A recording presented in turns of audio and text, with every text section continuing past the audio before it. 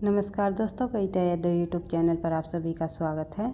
संपूर्ण हिंदी विषय की तैयारी को आगे बढ़ाते हुए अधिक से अधिक प्रश्नों का अभ्यास करते हुए विद सॉल्यूशन के साथ एमसीक्यूज की सीरीज़ को हम आगे बढ़ाते हुए आज की क्लास की शुरुआत कर लेते हैं, जिसमें हम लगभग जो है टॉप 20 या टॉप 25 प्रश्नों को विद सॉल्यूशन के साथ अर्थात व्याख्या सहित करने की कोशिश करते हैं, ताकि परीक्षा में आपसे प्रश्नों को घुमा फिरा कर भी पूछ लिया जाए या एक प्रश्न से संबंधित कोई अन्य तथ्य भी पूछ लिया जाए तो आसानी से आप उन प्रश्नों का सही आंसर दे सको और परीक्षा में अधिक से अधिक स्कोर प्राप्त कर सको।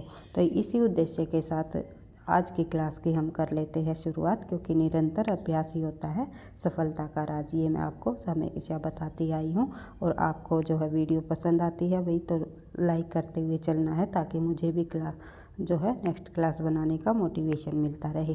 तो देख लेते हैं प्रश्न नंबर 1। वचन की वक्रता भाव प्रेरित होती है वह काव्य होती है। ये कथन जो है किस विद्वान द्वारा कहा गया है? तो आचार्य रामचंद्र शुक्ल का कथन है। कई बार परीक्षाओं में जो है शुक्ल के ही कथन हमें देखने को मिलते हैं, इसलिए परीक्षा की दृष्टि से काफ़ी इम्पोर्टेंट कथन है। कथन और पंक्तियों से संबंधित आजकल परीक्षाओं में अधिक प्रश्न पूछे जाने लगे हैं, इसलिए उसी के आधार पर जो उन्हीं जिस प्रकार से परीक्षाओं में प्रश्न पूछे जाते हैं उन्हीं प्रश्नों को हम जो है अभ्यास करते हुए विद सॉल्यूशन को करते हुए आगे बढ़ेंगे। तो देख लेते हैं, वचन की वक्रता भाव प्रेरित होती है वह काव्य होती है, शुक्ल जी का कथन है। दूसरा प्रश्न है हमारा, दूसरा प्रश्न में दिया गया है सुमेलित कीजिए। एक उपन्यास दिए गए हैं, दूसरी तरफ उनके लेखक दिए गए हैं, तो हमें मिलान करने हैं किस उपन्यास का लेखक कौन है या कौन किसके द्वारा लिखा गया है। तो सबसे पहले देख लेते हैं मुर्दों का टीला। मुर्दों का टीला जो उपन्यास है वो राघे राघव जी का है, ये आप सभी को पता है। उसके बाद डूबते मस्तूल जो उपन्यास है ये नरेश मेहता जी का है। महाभोज आपको पता ही है, प्रसिद्ध उपन्यास रहा है मनु भंडारी जी का। और लालटेन की छत जो है निर्मल वर्मा जी का उपन्यास है। इसी आधार पर जब हम देखें तो आंसर होगा हमारा बी हमारा सही आंसर होगा, क्योंकि मुर्दों का टीला तीसरे नंबर पर मिलान करता है राघे राघव जी का। इस प्रकार से सभी जो है उपन्यास और उनके उपन्यासों का मिलान करते हुए जब आप देखोगे तो आंसर हमारा बी निकल कर आता है। आगे बढ़ते हैं, एक बार फिर से रिवाइज कर लेते हैं ताकि बार बार तथ्यों की रिवीजन करते हुए हम जो है आगे बढ़ते रहे। एक से अधिक बार जब आप किसी भी रचना को आप जो है बार बार रिवाइज करते हो तो आपको अच्छे से याद रह पाती है। अन्यथा जो है परीक्षा में देख करके 4 ऑप्शनों सहित जब हम देखते हैं तो कन्फ्यूजन हो जाता है कि कौन से रचना किस लेखक द्वारा लिखी गई है। तो इस प्रकार से हमें तैयारी को करना है ताकि हमें परीक्षा में किसी भी प्रकार का कोई भी कन्फ्यूजन न रहे। तो देख लेते हैं, मुर्दों का टीला हमने देखा ही था, राघे राघव जी का उपन्यास है। डूबते मस्तूल नरेश मेहता जी का प्रसिद्ध उपन्यास है। महाभोज जो है मनु भंडारी जी का उपन्यास है। लालटेन की छत जो है निर्मल वर्मा जी का उपन्यास है। देख लेते हैं आगे प्रश्न नंबर 3। प्रश्न नंबर 3 में दिया गया है, इनमें कौन सा आचार्य अलंकार संप्रदाय में सम्मिलित नहीं है। नहीं से संबंधित तथ्यों को आपको ध्यान से पढ़ना है कि प्रश्न में पूछा गया है क्या गया है कि कौन सा आचार्य अलंकार संप्रदाय में सम्मिलित नहीं है। अलंकार संप्रदाय में जो सम्मिलित नहीं है इनमें से वो आचार्य हैं हमारे विश्वनाथ जी।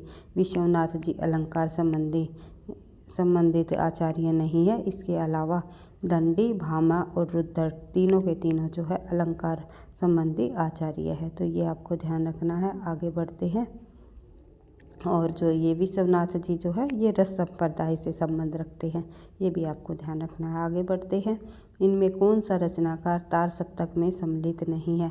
तार सप्तक में सम्मिलित कौन सा रचनाकार नहीं है, मैंने आपको कई बार बताया हुआ है कि हमारे जो ये 4 सप्तक निकल कर आए जो जिसके संपादक अज्ञे जी रहे, उन चारों के अंतर्गत किन किन लेखकों ने भाग लिया था, कौन कौन शामिल है। तो ये आपको कुल मिलाकर 28 लेखकों के नाम अच्छे से याद कर लेना है कि कौन सा जो लेखक किस सप्तक के अंतर्गत आता है, क्योंकि यहाँ से परीक्षा में एक प्रश्न अवश्य पूछा जाता है। परीक्षा की दृष्टि से वेरी वेरी इम्पोर्टेंट प्रश्न रहता है ये प्रयोगवाद संबंधी। तार सप्तक के अंतर्गत आने वाले कवि देख लेते हैं। सबसे पहले नाम आता है हमारा केदारनाथ सिंह का। केदारनाथ सिंह तार सप्तक के अंतर्गत नहीं आते। तार सप्तक जो है 1943 में प्रकाशित हुआ। दूसरा तार सप्तक आया 1951 में और तृतीय जो तार सप्तक आया वो आया 1959 में और चौथा तार सप्तक आया हमारा 1979 में। इस प्रकार से आपको चारों तार सप्तकों के सन भी याद रखना है और साथ ही ये भी ध्यान रखना है कि कौन सा सप्तक के अंतर्गत कौन सा कवि शामिल है। तो देख लेते हैं इसमें जो है चार सप्तक के अंतर्गत आने वाले जो कवि हैं वे गिरजा कुमार माथुर, रामविलास शर्मा, अज्ञेयजी, मुक्तिबोध, भारत भूषण अग्रवाल, प्रभाकर माचवे और नेमीचंद्र जैन। इसके अलावा जो केदारनाथ सिंह जी है वो तार सप्तक में न होकर तृतीय सप्तक के अंतर्गत शामिल है जो कि 1959 में आया। ये मैं आपको बता चुकी हूँ। बढ़ते हैं आगे।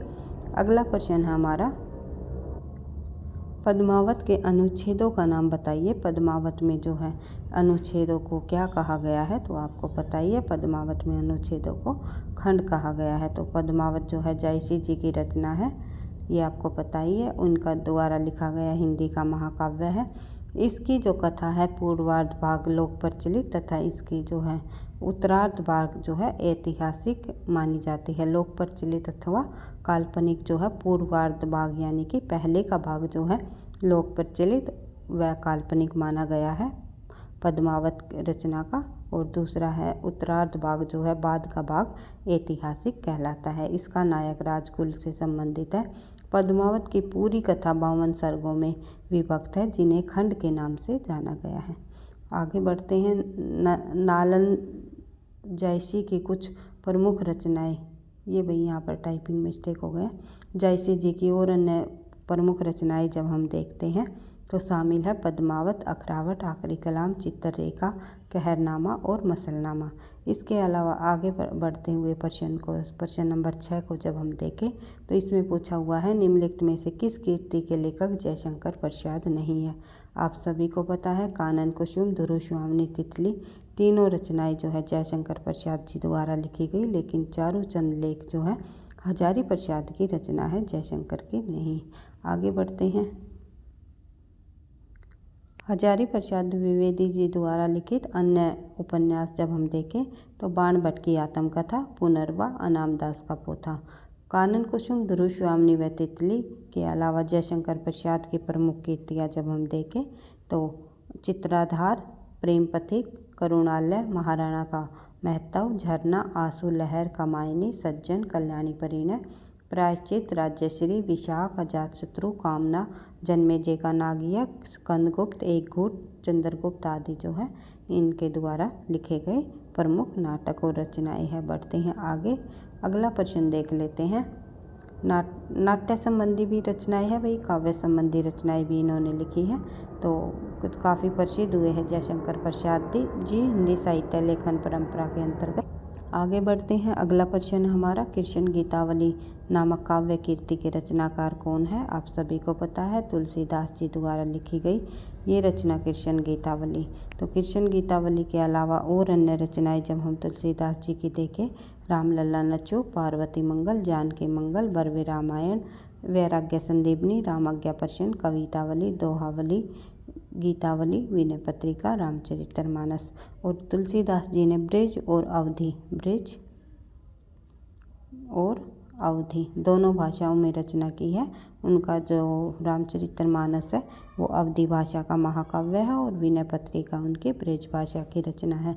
इनकी ब्रज भाषा की और अवधी भाषा की रचनाएं किस प्रकार से आप लोगों को याद करनी है ये मैं आपको पहले से ट्रिक बनाकर आपको समझा चुकी हूँ कि आप लोगों को जब किस तुलसीदास की रचना जो है अंत में वली शब्द दिखाई दे या फिर वैसे कोई रचना शुरू हो तो वे सभी रचनाएं तुलसीदास जी की ब्रज भाषा संबंधी रचना है और अन्य रचनाएं जो है उनकी अवधी भाषा संबंधी है, जैसे कि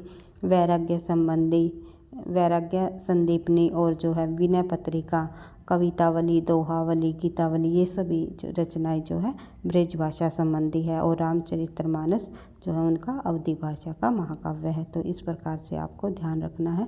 आगे बढ़ते हैं। अगला प्रश्न देखते हैं। जुगुप्सा स्थायी भाव होता है जुगुप्सा जो है स्थायी भाव होता है, किसका स्थायी भाव होता है? विभत्स रस का स्थायी भाव होता है, ये आपको ध्यान रखना है। जुगुप्सा नामक स्थायी भाव विभावादि भावों के द्वारा जब परिपक्व अवस्था होता है तब वह जो है विभत्स रस कहा जाता है।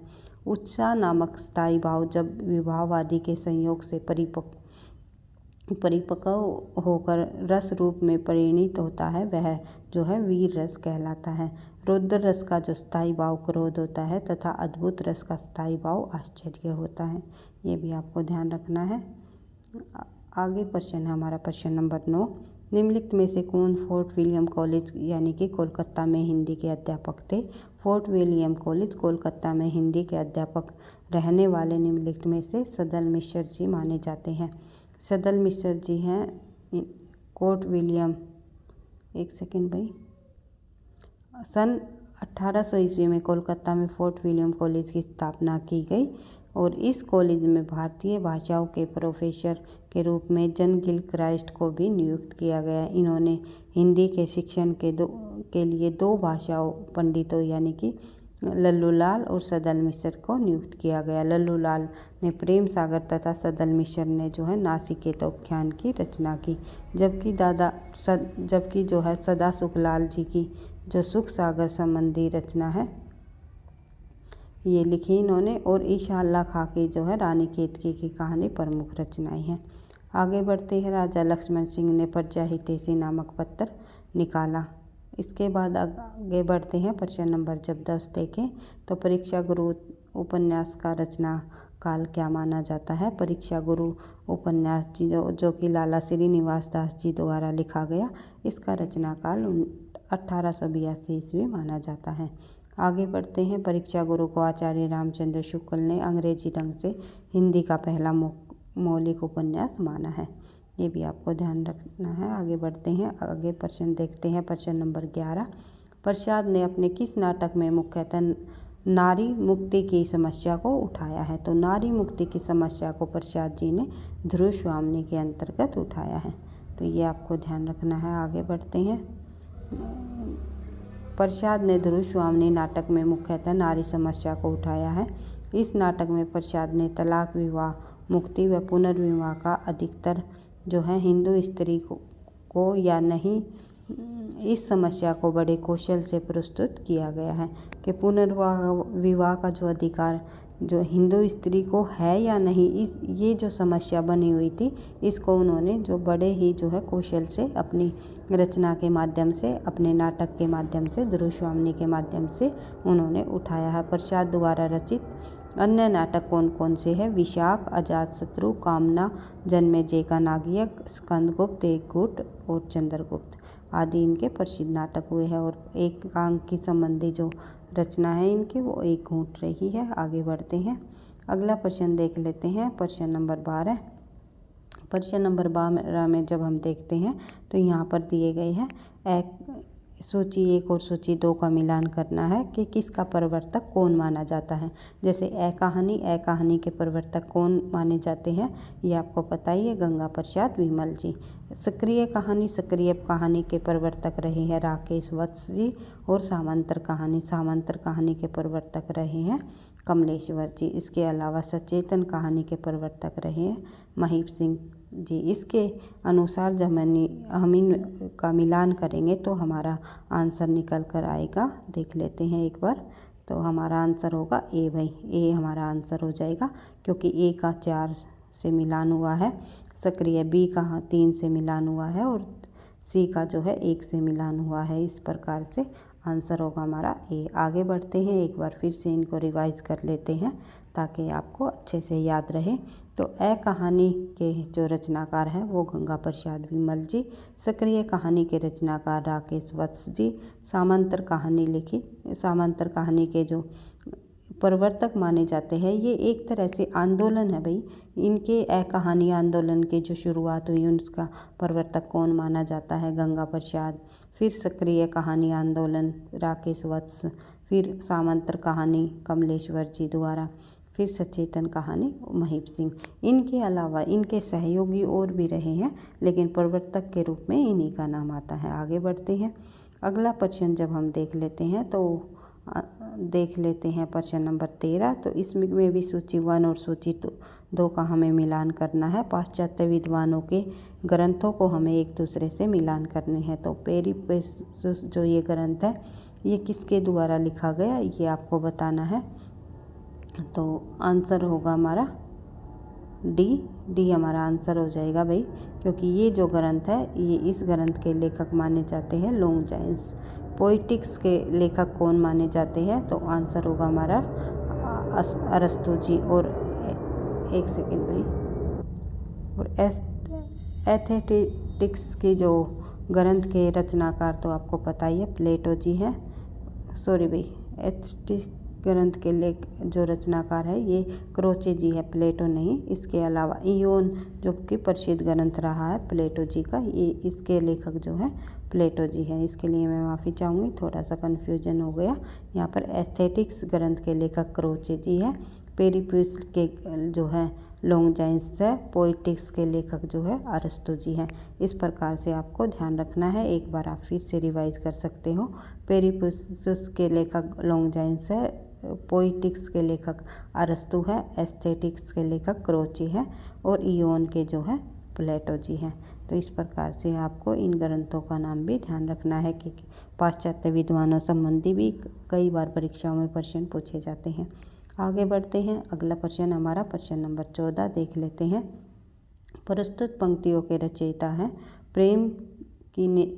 प्रेम निकेतन श्री बनाई आई गोवर्धन धाम लाहरों शरण चित चाही के जुगुल स्वरूप ललाम। जो इन पंक्तियों के रचयिता है तो ये कही है पंक्तियाँ रसखान जी द्वारा रचित। ये इन पंक्तियों में जो है एक सेकेंड भाई देख लेते हैं। रसखान जी की प्रमुख पंक्तियां हैं जो कि बार बार परीक्षाओं में पूछी जाती हैं। हिंदी के मुसलमान कवियों में रसखान का महत्वपूर्ण स्थान रहा है। 200 वैष्णव की वार्ता में इनका उल्लेख है। इन्होंने जो है गोस्वामी विठलनाथ से जो है वल्लभ संप्रदाय की दीक्षा ग्रहण की थी। रसखान द्वारा 2 प्रमुख कीर्तियाँ उपलब्ध हमें मिलती है, एक प्रेम वाटिका, दूसरी दान लीला। वर्तमान समय में सर्वाधिक प्रचलित संकलन सुजान रसखान नाम से जाना गया है और इसमें 181 सवैये, 17 कवि, 12 दोहे तथा 4 सोरठे संकलित हैं। आगे बढ़ते हैं। प्रश्न नंबर 15 देख लेते हैं। क्रोचे के अभिव्यंजनावाद का संबंध वक्रोक्ति सिद्धांत के साथ मानने वाले विद्वान का नाम बताइए। तो आंसर होगा हमारा रामचंद्र शुक्ल। रामचंद्र शुक्ल ने क्रोचे का जो अभिव्यंजनावाद सिद्धांत रहा है उसका संबंध वक्रोक्ति संप्रदाय से माना है। आगे बढ़ते हैं। अगला प्रश्न देख लेते हैं। प्रश्न नंबर 16।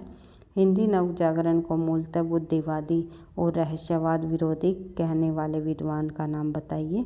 हिंदी नवजागरण को बुद्धिवादी और रहस्यवाद का विरोधी कहने वाला जो विद्वान है उसका नाम है रामविलास शर्मा जी। रामविलास शर्मा ने हिंदी नवजागरण को मूलतः बुद्धिवादी और रहस्यवाद का विरोधी कहने वाला बताया है। आगे बढ़ते हैं। रामविलास शर्मा जी मार्क्सवादी आलोचक भी माने जाते हैं। इनके द्वारा रचित आलोचनात्मक ग्रंथ है महावीर प्रसाद द्विवेदी और हिंदी नवजागरण, हिंदी कविता और अस्तित्ववाद, हिंदी जाति का साहित्य, भारतीय सौंदर्य बोध और जो है तुलसीदास। आगे बढ़ते हैं। अगला प्रश्न देख लेते हैं। सिंघानिया नामक पुरुष पात्र का संबंध किस नाटक से है? तो सिंघानिया नामक पुरुष पात्र का संबंध है आधे अधूरे से। आधे अधूरे में सिंघानिया नामक पुरुष पात्र मोहन राकेश के नाटक आधे अधूरे में है। आधे अधूरे नामक नाटक के अन्य पात्र हैं महेंद्र नाथ जो कि मुख्य पात्र के रूप में जिसकी जो है कथा घूमती हुई दिखाई देती है पूरे के पूरे नाटक के अंतर्गत, और जो है इसकी पत्नी का नाम है सावित्री। फिर जगमोहन, अशोक, जुनेजा, बिन्नी, किन्नी आदि जो है आधे अधूरे नाटक के पात्र हैं। आधे अधूरे नाटक को समकालीन हिंदी का पहला सार्थक हिंदी नाटक भी माना जाता है। इस नाटक को मील का पत्थर भी कहा जाता है। आगे बढ़ते हैं। अगला प्रश्न देख लेते हैं। प्रश्न नंबर 18। भारतीय संविधान के किस अनुच्छेद के आधार पर 1955 में राजभाषा आयोग की नियुक्ति की गई? तो आंसर होगा हमारा 344(1). 344(1) में आधार पर 1955 में राजभाषा आयोग की स्थापना की गई और अनुच्छेद 344 में यह भी कहा गया कि राष्ट्रपति 5 वर्ष के बाद और उसके हर 10 वर्ष की समाप्ति पर राजभाषा आयोग का गठन करेगा। 343 में ये कहा गया, अनुच्छेद 343 में ये कहा गया कि संघ की राजभाषा हिंदी तथा लिपि देवनागरी होगी। भारतीय अंकों का अंतर्राष्ट्रीय रूप होगा। आगे बढ़ते हैं, अगला प्रश्न देख लेते हैं। अगला प्रश्न हमारा प्रश्न नंबर 19। तो देख लेते हैं, इनमें से एक राम भक्त कवि है। तो राम भक्त के संबंधी जो कवि है उसका नाम है इनमें से नाभादास जी। कृष्णदास, ध्रुवदास, श्रीभट्ट सभी के सभी कृष्ण भक्त कवि रहे हैं, लेकिन नाभादास इनमें राम भक्त कवि हैं। नाभादास तुलसीदास जी के समकालीन राम भक्त कवि माने जाते हैं। इनका जन्म जो है अनुमानतः 1570 के आसपास हुआ। नाभादास ने हिंदी काव्य में भक्तमाल परंपरा का सूत्रपात भी किया। नाभादास ने सन 1585 के आसपास ब्रज भाषा में भक्तमाल की रचना की है।